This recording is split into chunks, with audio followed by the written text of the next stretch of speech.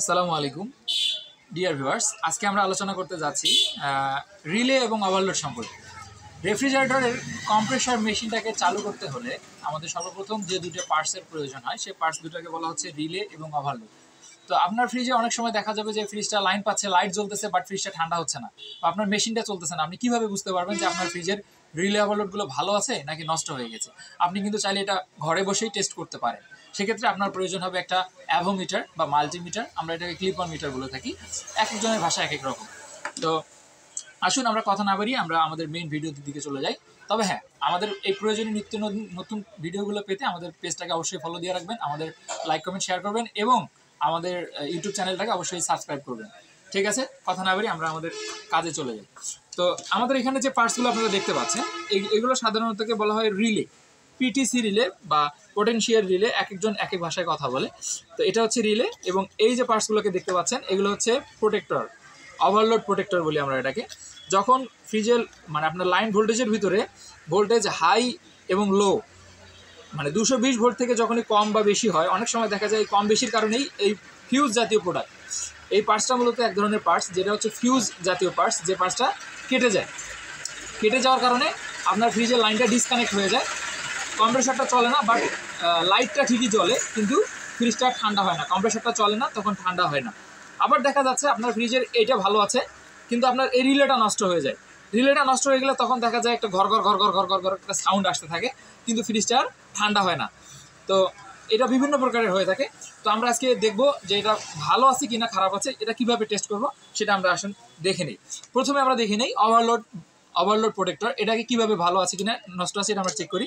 তো চেক করতে গেলে প্রথমে আমাদেরকে যে অ্যাভোমিটার আছে, একটা অ্যাভোমিটার প্রয়োজন আছে। অ্যাভোমিটারের আমাদের সিলেক্টর নবটা আছে, সিলেক্টর নবটাকে আমাদেরকে রেজিস্ট্যান্সে সেট করে নিতে হবে। আমরা প্রথমে রেজিস্ট্যান্সে সেট করে নিব এবং টেস্ট করে নিব। একটা সাউন্ড পাচ্ছেন আপনারা? হ্যাঁ, তাহলে আমাদের অ্যাভোমিটারটা ঠিক আছে। অ্যাভোমিটারটা ঠিক থাকার পরে এটা হচ্ছে আমাদের ওভারলোডের দুইটা প্রান্ত থাকে, একটা হচ্ছে এটা আর একটা হচ্ছে এটা। একদিক দিয়ে কারেন্টটা ঢুকবে, আরেক দিক দিয়ে কারেন্টটা কম্প্রেসরের মধ্যে চলে যাবে। তো এখানে আমরা দেখব মাঝখানে একটা ফিউজ থাকে আর কি। তো ফিউজটা আছে নাকি নষ্ট সেটা আমরা এখানে দেখতে পারবো।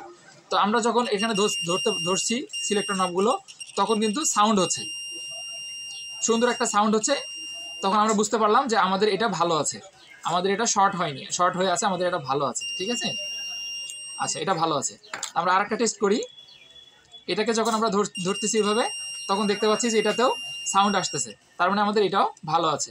তাহলে ভালো চেক করতে গেলে এভাবে। আর আরেকটা রিলে বা আরেকটা ওভারলোড আমার হাতে ধরলাম, এটাতে ধরার পরে যখন আমরা এটাতে ধরতেছি তখন আর সাউন্ড আসতেছে না, বা কোনো রেজিস্ট্যান্সও এখানে শো করতেছে না, আমাদের মিটারের মধ্যে কোনো রেজিস্ট্যান্স শো করতেছে না। তাহলে আমরা বুঝবো যে আমাদের এই ওভারলোড প্রোটেক্টরটা নষ্ট, আমাদের এটা নষ্ট থাকবে। এটা নষ্ট হলে কিন্তু আপনার ফ্রিজে লাইট জ্বলবে, বাট ফ্রিজটা ঠান্ডা হবে না। আচ্ছা, আমাদের ওভারলোড প্রোটেক্টরগুলো চেক করা শেষ হয়ে গেলো। এবার আমরা রিলে চেক করব। রিলে চেক করতে গেলে আমাদের প্রথম যা ফার্স্ট অফ অল কী করতে হবে, রিলেতে দেখতে হবে রিলেতে কী আছে। রিলেতেও বিভিন্ন প্রকারের রিলে হয়ে থাকে। একটা নব, এটা এই তিনটা হচ্ছে একটা নব, এটাতে দুইটা নব, এটাতে তিনটা নব। যে কোনো রিলে হোক না কেন, সবগুলো রিলে টেস্ট করার সিস্টেম বা পদ্ধতি একটাই পদ্ধতি। সেটা আপনি প্রথম যে পদ্ধতি সেটা হচ্ছে যে আপনাকে রিলেটাকে প্রথমে এভাবে ঝাঁকাতে হবে। এভাবে ঝাঁকায় যখন দেখবেন যে কোনো সাউন্ড আসতেছে না ভিতর থেকে, তাহলে বুঝবেন যে রিলেটাকে ভালো থাকার একটা চান্স থেকে যায়। হ্যাঁ, কারণ এর ভিতরে কি থাকে আমরা সেটাও আপনাকে বের করে দেখাবো আজকে। তো আমরা এটা টেস্ট করবো আগে, এটা ভালো আছে কিনা। ভালো থাকতে গেলে এখানে দুইটা পয়েন্ট আছে, প্রত্যেকটা রিলেতে দুইটা ছিদ্র দেখতে পাবেন, এভাবে দুইটা ছিদ্র দেখতে পাবেন। তো দুইটা ছিদ্রতে আমাদের দুইটা যে নব আছে, সিলেক্টর নব, আমরা এই নব দুটাকে এভাবে ঢুকিয়ে দিব। এভাবে ঢুকিয়ে দিলে কিন্তু আমাদের সাউন্ড আসতেছে এবং এখানে রেজিস্ট্যান্স শো করতেছে, তার মানে আমাদের রিলেটা ভালো আছে। যখনই সাউন্ড আসবে এবং রেজিস্ট্যান্স শো করবে, তখনই বুঝতে পারবেন যে আপনার রিলেটা ভালো আছে। তো এটা রিলে আমাদের ভালো আছে। এটা যদি আমরা টেস্ট করতে যাই, একই পদ্ধতিতে আমরা টেস্ট করতে গেলে দেখবো যে এটাতে আমাদের রেজিস্ট্যান্স শো করতেছে এবং সাউন্ড আসতেছে, বিপ বিপ সাউন্ডটা আসতেছে, তার মানে আমাদের এই রিলেটাও ভালো আছে। তো এবার আমরা আরেকটা রিলে দেখবো, যে রিলেটাকে প্রথম আমরা যদি টেস্ট করি, এই ঝাঁকাতে যাই এইভাবে, ঝাঁকাতে গেলে দেখবেন একটা ঝুনু ঝুনুর একটা শব্দ হচ্ছে, একটা সাউন্ড আসতেছে, তার মানে ভিতরে কোনো একটা কিছু ভেঙে গেছে, যার কারণে সাউন্ডটা আসতেছে। তো আমরা এটা টেস্ট করতে যাই যখন, তখন দেখতে পাবো যে এখানে কোনো সাউন্ড আসবে না, বিপ বিপ সাউন্ড আসবে না এবং কোনো রেজিস্ট্যান্সও শো করবে না। তাহলে বোঝা গেল যে আমাদের এই রিলেটা নষ্ট রিলে। ঠিক আছে, আচ্ছা এখন আমরা দেখব যে একটা রিলের ভিতরে আসলে কি কি পার্টস থাকে, একটা কি পার্টস নিয়ে একটা রিলে গঠিত হয়। আসুন আমরা দেখে নেই।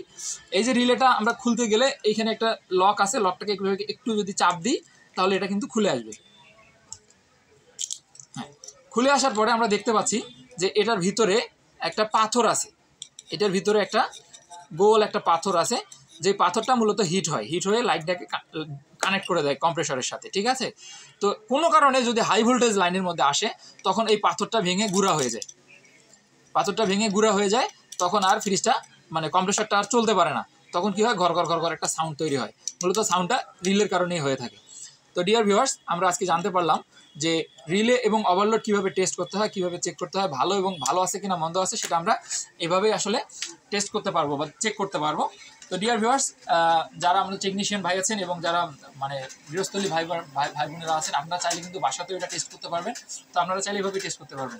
তো আমাদের ভিডিওগুলো অবশ্যই দেখবেন এবং স্কিপ না করে দেখার চেষ্টা করবেন ইনশাল্লাহ, তাহলে ফুল ভিডিওটা দেখতে পারবেন এবং সঠিক প্রপার বিষয়টা আপনি জানতে পারবেন। যদি আপনি ভিডিওগুলো আমাদের স্কিপ করে যান তাহলে আমাদের ভিডিওগুলো কিন্তু প্রপারলি দেখতে পাবেন না, কোনোটা মিস করে যাবেন, তখন কিন্তু সঠিকটা বুঝতে পারবেন না। তো আমি আমার ভিডিওতে আমি চেষ্টা করি প্রত্যেকটা ভিডিও বা প্রত্যেকটা জিনিস ডিটেলসলি আপনাদেরকে বুঝিয়ে দেওয়ার জন্য। তো আশা করি আমাদের ভিডিওটা আপনাদের ভালো লাগছে। যদি ভালো লাগে অবশ্যই আমাদের কমেন্ট করে জানাবেন এবং কোনো ভুল ভ্রান্তি হয়ে থাকলে অবশ্যই সেটাও আপনারা আমাদেরকে কমেন্ট করে জানাবেন, আমরা পরবর্তীতে সেটা শুধরিয়ে নেব ইনশাল্লাহ। তো ডিয়ার ভিউয়ার্স, আপনাদেরকে অসংখ্য ধন্যবাদ আমাদের সাথে থাকার জন্য। আসসালামু আলাইকুম।